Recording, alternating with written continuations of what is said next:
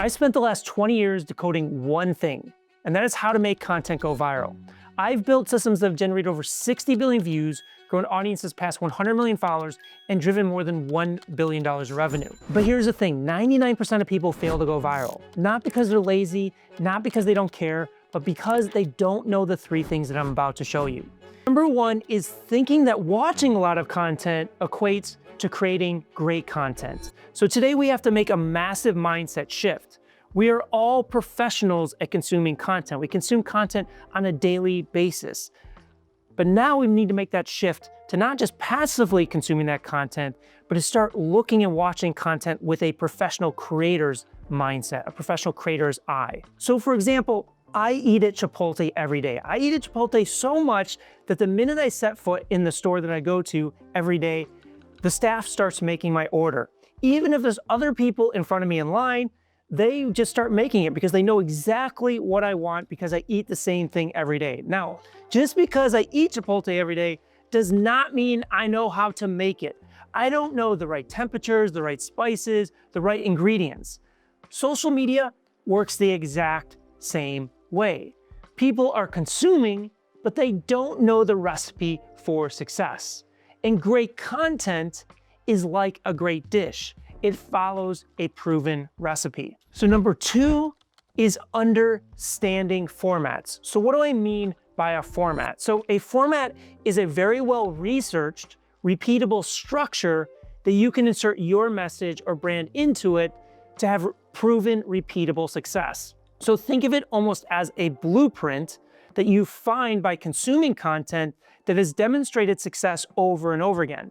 Now, when we look at formats together today, I want you to pay attention to more the context, the structure, and less the content, because the content can always be swapped out with something else. So what is the difference between a format and a trend? Because I know a lot of you have probably heard follow trends, use trends, or even seen those annoying videos. If you use this trending song, you will go viral, when in reality, 99% of the people that try that don't go viral. So the big difference between a trend and a format is trends are fleeting versus a format leverages storytelling and stories are not. So let's think about this analogy. We are going to learn a musical instrument, and there's two directions we can take. We can take the trend route or the format route. Now the trend route would say, week one, we're gonna start with the piano, but then week two, we're gonna switch to an entirely new instrument, the drums. And then week three, it's gonna be the guitar. And then week four, it's gonna be the flute. We're constantly shifting directions, so we're not likely to master any single instrument. Versus the storytelling and format route is we would pick one, let's say it's the guitar, and we would spend 6 months mastering every nuance that it takes in terms of playing the guitar. Now, at Hook Point, the company that I founded and I'm CEO of, we have proved this all out because we've done over 10,000 hours of research into what and why things go viral. And through that research, we've analyzed over 300 storytelling formats. And we see time and time again that formats are the key to consistent success versus trends. They're just completely fleeting and they're just gonna lead you to a dead end. So now let's dive into some examples of formats. I'm gonna show you 3 different examples of formats. And again, I want you to keep in mind a few things. Number one, these aren't meant to be suggestions. They are just examples. Again, at Hook Point, we've analyzed over 300 of these storytelling formats.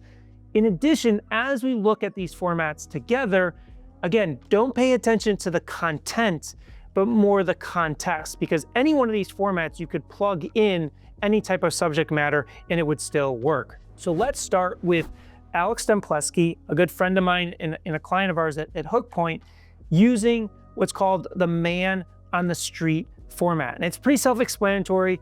You approach a random stranger on the street and you engage with them in some way and a story unfolds. So let's watch Alex, who's a photographer, use this format.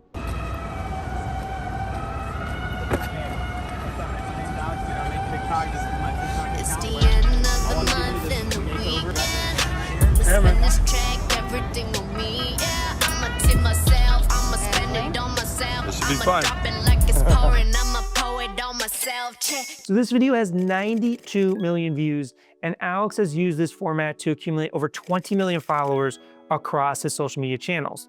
So just to prove the point further, we've done research on over 10 variations of the man on the street format. So there's an account called School of Hard Knocks, uses it, asks people how they made their first $1 million, what made them successful. There's somebody that uses it for confidence, like what, you look very confident, how did you become confident? There is an account, Mark by Body, that asks people what they do for workouts. There's people that do it for real estate. So again, these formats are very flexible in terms of the subject matter that you can put into it.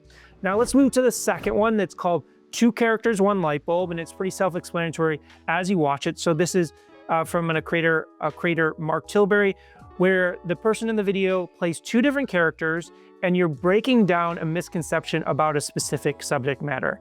So let's watch Mark use this format. Hey, can I buy a car? Sure, that'll be $50,000. I can get the same car from the dealership down the road for 45k. Can you match that? Well, sir, how are you planning on paying? Well, I haven't actually decided yet. Okay, I'll have to go and speak to my manager. Oh, that old tactic. You know exactly how much money you can accept. I know your secrets. Okay, you've got the deal. How am I ever going to make any money when everyone follows Mark Tilbury? So again, this is 2 Characters, 1 Lightbulb. Mark has used this format to amass an audience of over 15 million followers across his social media channels. Another example of somebody using this is Erica Kohlberg, where she reads the fine print in legal contracts and tells you, like, what happens when your flight gets canceled? What happens when your AirPods break? So again, these formats are flexible in terms of the context that you can put into them. The last one that we're going to watch together is from Robert Croak, and it's called Walking Listicles.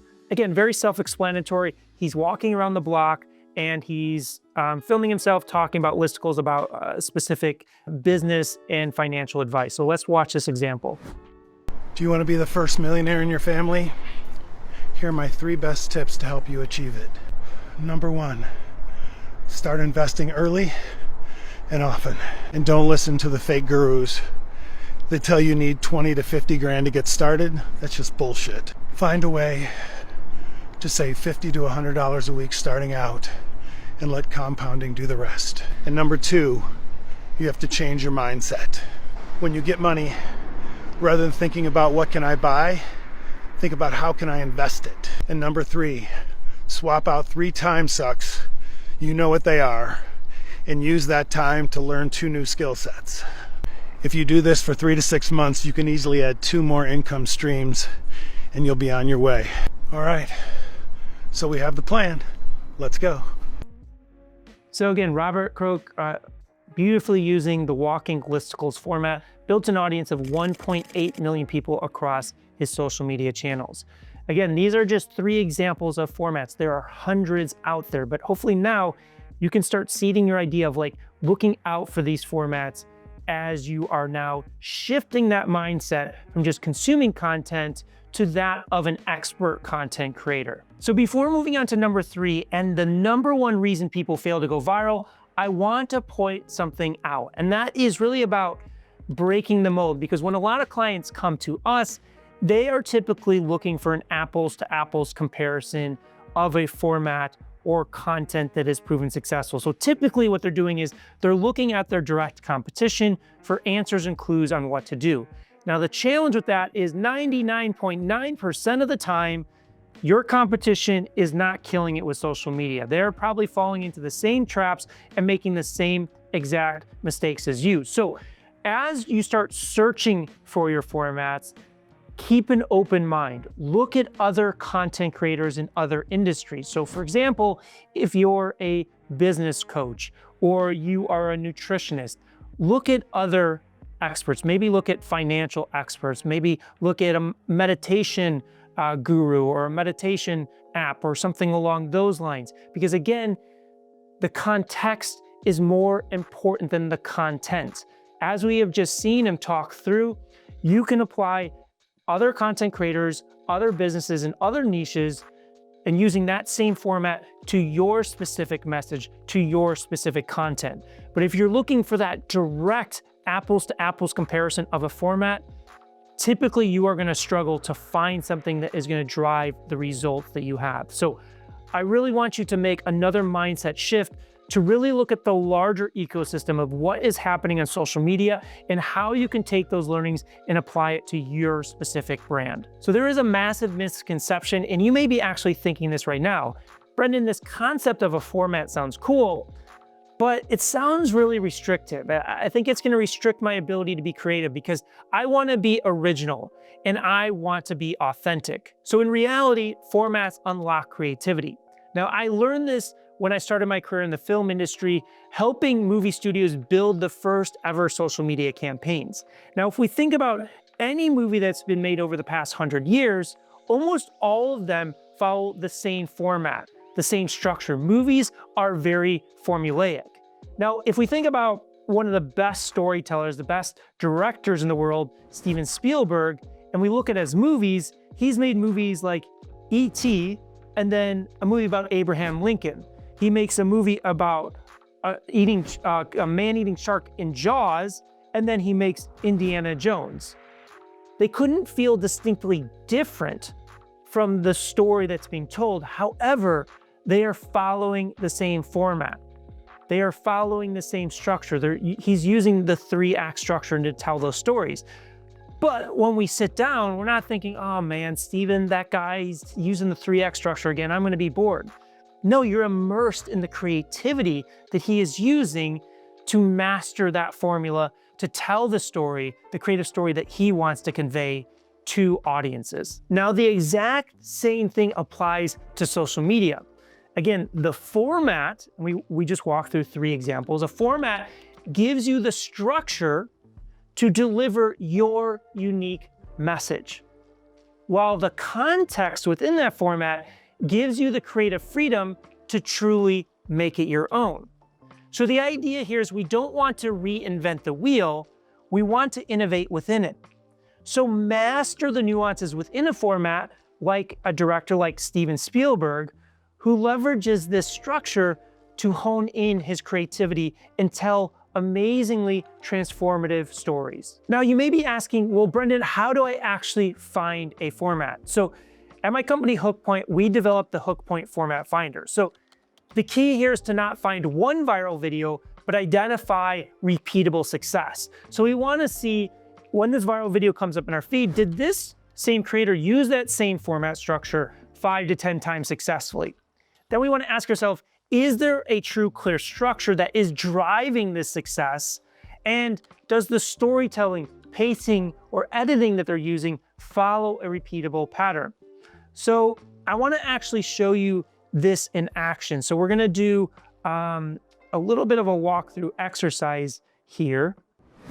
And let me pull this up on my screen. So we're going to actually do this together. So we've got 9 videos here, and they are all dog videos. So I'm going to start with like the easiest thing possible, which is cute dog videos. Now, most people think all cute dog videos go viral, but in reality, they don't, because they don't all follow formats. So we have 9 here, and we're gonna try and see if one of these have a repeatable pattern. So I'm gonna choose this one because it has over 5.1 million likes. Now that's a lot of likes on a video. So what we're gonna do is we're gonna watch this video, and then I want you to jot down on a piece of paper or think through, do you believe that this is a repeatable storytelling format? I wanted to give you a quick update. Kai is a big humper. He's overstimulated, literally humping everyone. And a lot of... So pretty cute and funny story. So how would we do this? So we see this video come into our feed, that's 5.1 million likes, a ton of engagement. So the next step we would do is we would click on the icon of the person that created this video. And now what we would do is look at the other videos that look similar to see if there's repeatable success.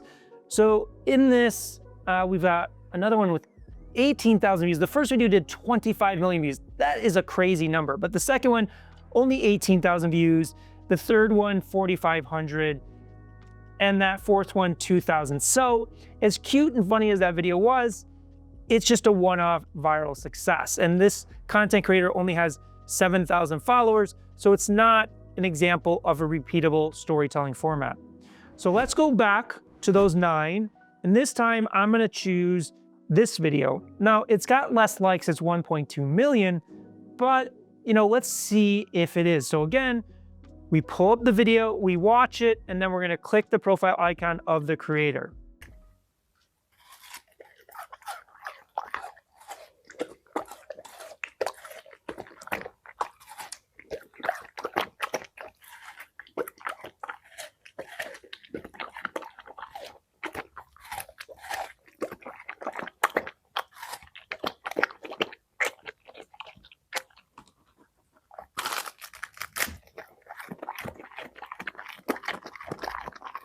So we just watched the video, so jot down if you need to pause and think about it, but do you think that this video is a repeatable format? So again, we watched that video, we're gonna click the profile icon and go to the profile. So this is pretty insane. So I see another video with 99 million views, 54 million views, 28 million, 82 million, 39 million.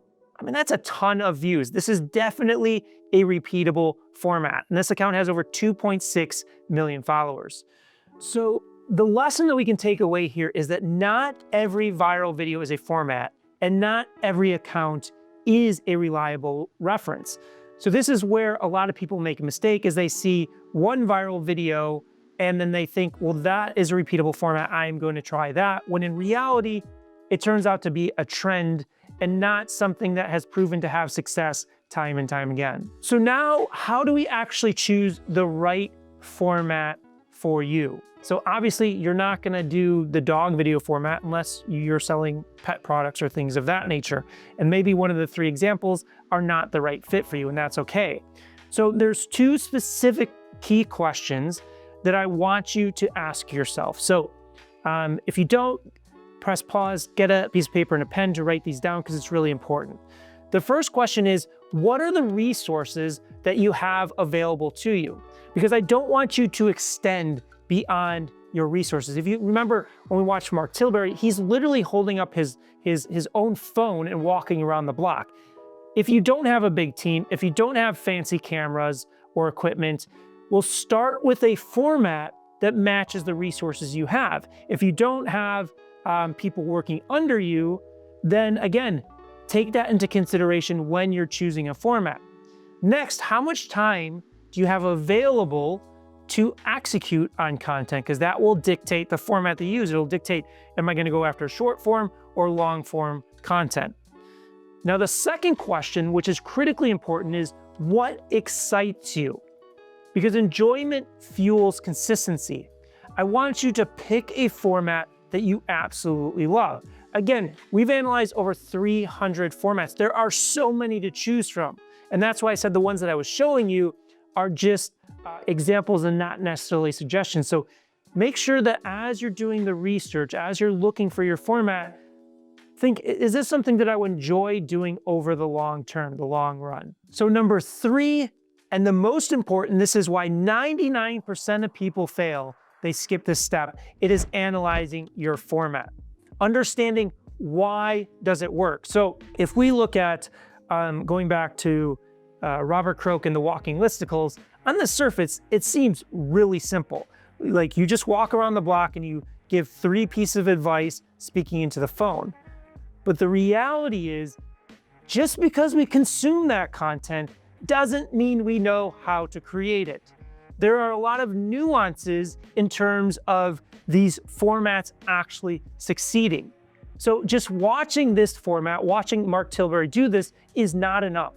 We need to study, practice, and refine it to make it your own. So this is where our secret weapon comes in, and I'm gonna share it with you today. So my company HookPoint has built a proprietary method for decoding virality, and it's called gold, silver, and bronze. So basically, what we do is we take a specific format. Again, we can go back to Robert Croak and walking listicles. And what we would do is we want to understand what are the qualitative differences? What are the things that he's doing, the storytelling things that drive up the performance versus the things that drive down the performance? So the way that we would do this is we'd open up a Google spreadsheet and we would take 5 to 10 of his highest performers. They're ones that are generating 5-10 million views plus. Like the video that we watched generated over 27 million views. So we know what the high ceiling is. We look at 5 to 10 of those, and then we would put 5 to 10 of the average performers and 5 to 10 of the low performers. So the low performers are like in the hundreds of thousands of views. So we call this the gold, silver, bronze process. The gold is the high performers, the average is the silver, and the underperformers is the bronze. And what we do here is we watch all of the high performers, and then on the other side of the screen, we watch all of the low performers. And what we're trying to look for is these qualitative differences that are happening in those high performers that are not showing up in the underperformers. So these can be a number of different things. It could be things like pacing, tonality, facial expressions, reactions, editing, titles, captions, these types of storytelling elements. Now at Hookpoint, we've looked at over 1,000 of these. Now, typically for each format, we break it down to like 3 to 5 of the most important to, again, really understand what makes this format successful when it generates tens of millions of views versus what makes it unsuccessful when it generates less than 100,000 views. So now let's do a little exercise together to kind of show you this in action. So we're gonna look at another content creator, Dr. Julie Smith, who's a clinical psychologist, and she uses the visual metaphor format. So again, this is another example of a format, and the visual metaphor format, as you'll see, it includes 3 key elements. There's an abstract or complex topic, a visual representation of the topic, like using physical objects, and then a verbal explanation of the topic. So let's watch an example together of Dr. Julie Smith using this format. This video generated 9.3 million views. Don't make this mistake when you're working on your own happiness. Imagine this is you and this is your life. But like most people's lives, there are problems that can make it toxic. If a fish is living in a toxic environment, eventually it gets sick. So you take her out of the dirty water and put her in a new tank for a while. Kind of like how you take a break, you go on holiday for a few weeks into a new environment, and it helps, everything gets better and feels great for a while until you return and go right back to that toxic situation again. And it doesn't matter how clean the water was on your break or how refreshed you feel. Eventually, you will get sick again. If you want to thrive in the long term, you have to focus on cleaning up the environment that is affecting you every day. I'm a psychologist, follow for more. So we've identified a format, visual metaphor format. We've seen that this video is generating 9.3 million views. Now, again, most people would just stop here and be like, I know what she's doing. I can do this. I'm just gonna create a visual metaphor and play around with different things and break down my expertise. But as we've seen, 99% of people fail because they stop here. So let's take it a step further and start integrating that gold, silver, bronze process. So the way that we're gonna do this, we're gonna do a little bit of an exercise together. We are gonna play 2 videos, both from Dr. Julie Smith, both using the visual metaphor format, and I want you to determine which video performed better and why. And then I'm gonna reveal the results, and we're gonna do that analysis of what happened in the high performer versus what happened in the low performer. So let's dig into the first video. Now imagine this is you, and these are all the bad things that have happened to you. So each one represents a memory of traumatic experiences that you've been through. And as you go about your life, the thing seems like it's overflowing. Memories just keep falling out when you don't want them to, emotionally overwhelming you, and you can't seem to focus on the rest of your life. So what can we do about it? Well, I'm a psychologist, and this is what happens in trauma therapy. First of all, a therapist would gear you up with all the skills that you need to manage just how painful those memories can be. And then you take one memory at a time, carefully open it up at your own pace, and allow you to process that memory. And then you can neatly fold it up. You do the same with the next one and the next one until what you're left with is a neat little pile of memories that fit neatly at the bottom, leaving you more capacity to focus on the life that you want to have today.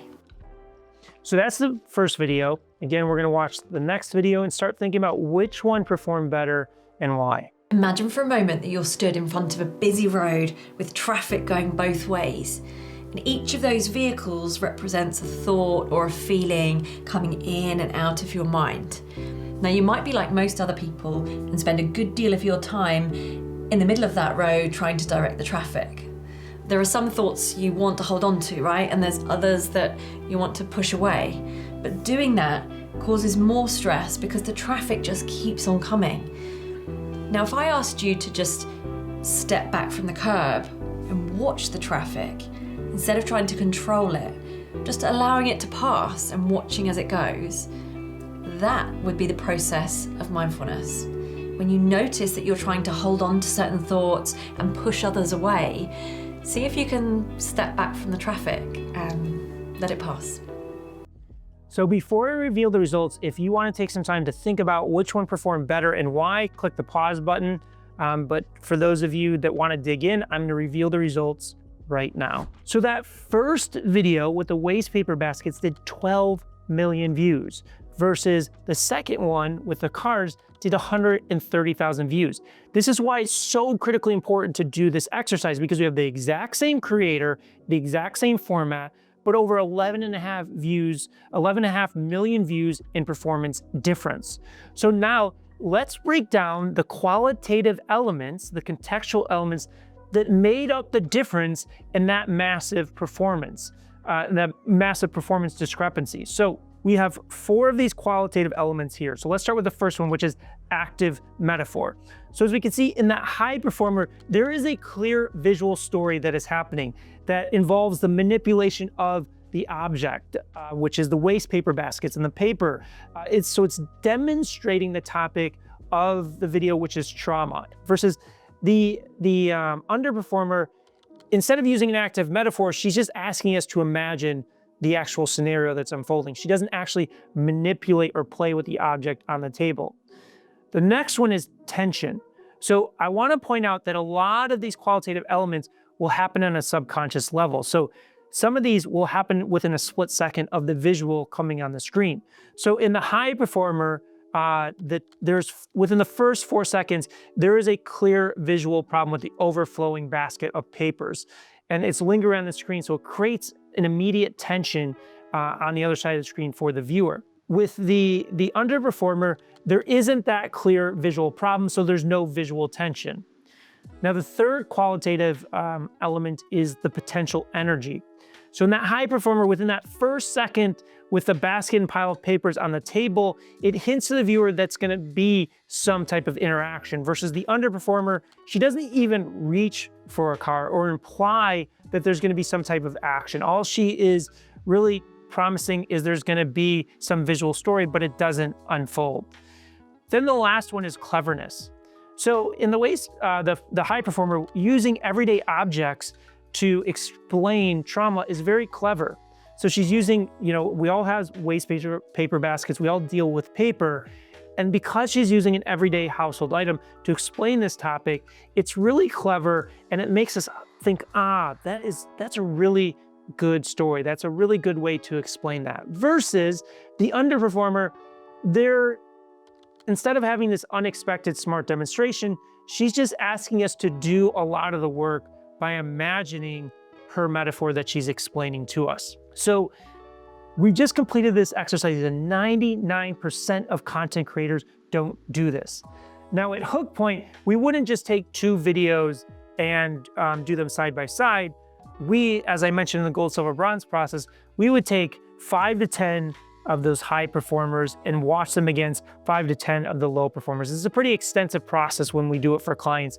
It typically takes us anywhere from 12 to 15 hours to really break down a format for a client. So the actionable strategies that we can take away here are, we want to find the right format for you.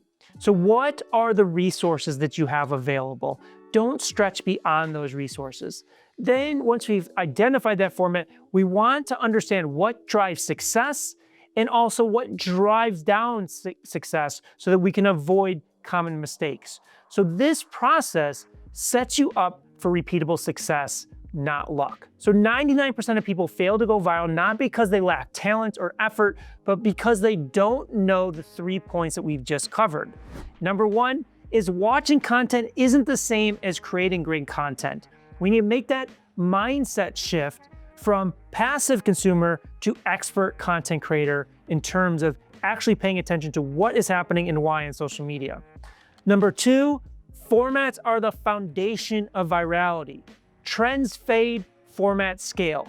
They unlock creativity, not restrict it. Number 3, analyze content is the secret weapon.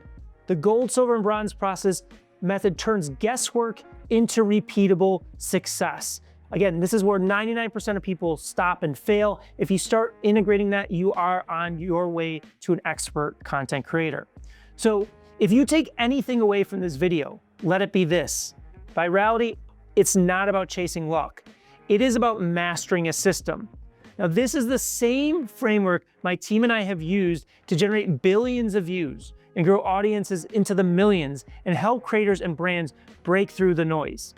Now, it is your turn. So I am truly grateful for you tuning in today and watching till the end of the video. As a big thank you, I want to give you access to my 3rd book for absolutely free, The Guide to Going Viral, which dives into everything that we covered today in extreme depth. So if you just scan this barcode on the screen, you'll be able to get that book for absolutely free. Again, thank you, and I look forward to seeing your content in my feed soon.